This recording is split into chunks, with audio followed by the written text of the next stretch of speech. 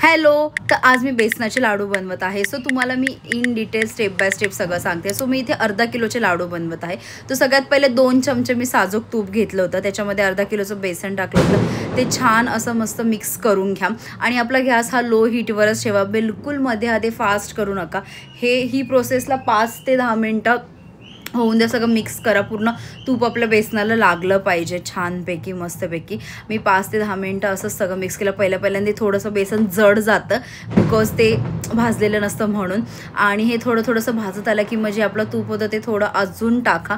शेवटी थोडंसं 2 ते 3 चमचे ठेवा आणि बाकी सगळं तूप बेसनमध्ये मिक्स करा। त्याच्यानंतर ही सेम प्रोसेस 10 ते 15 मिनिटं पूर्ण मिक्स करायचं लो हीटवर हळूहळू, आणि बिलकुल इकडे तिकडे जाऊ नका। थोडं पेशन्स ठेवावं लागतो बेसनाच्या लाडूला, नाहीतर बेसन खाली लागतं कढईला, त्यापेक्षा तिथेच थांबा। आणि तुम्ही बघू शकता किती सुंदर असं तूप पूर्ण बेसनाला लागलं, पण इथे मला अजून थोडंसं कोरडंच वाटतंय म्हणून मी अजून तूप टाकलं। तुम्हाला म्हणजे तुम्ही थोडं बघायचं की आपल्याला तूप लागतंय की नाही, बिकॉज जसं बेसन कोरडं राहिलं तर तुम्ही त्याच्यात तूप टाकतच जा। So me step by step हळूहळू तूप एकदमच पूर्ण तूप टाकू नका, हळूहळू टाका। सो तुम्ही इथे बघा मस्त तूप मिक्स झालेलं आहे आणि आपलं बेसन पण थोडंसं भाजत आलेलं आहे छानपैकी। सो मला असं वाटतं अजून ह्याच्यात तूप लागणार आहे, कारण की थोडंसं कोरडं वाटतंय म्हणून मी याच्यात अजून तूप टाकलं 2 ते 3 चमचे छान असतं। आणि त्याच्यानंतर बघा तुम्ही बघू शकता किती मस्त असं मिक्स झालेलं आहे, पण अजून मला थोडंसं बेसन कच्चं वाटतंय म्हणून मी त्याला अजून 5 ते 10 मिनिटं असंच मिक्स करणार आहे पूर्ण बेसनाला जाळी येईपर्यंत।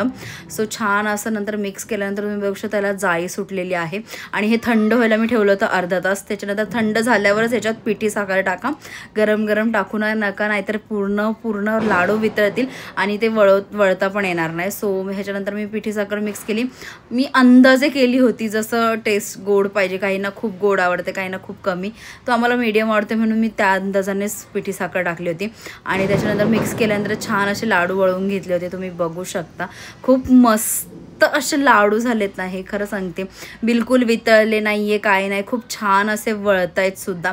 आणि तुमच्या अकॉर्डिंग तुम्हाला काय लावायचं आहे, काजू बदाम पिस्ता तुम्हाला जे आवडत असेल तुम्ही ते लावा।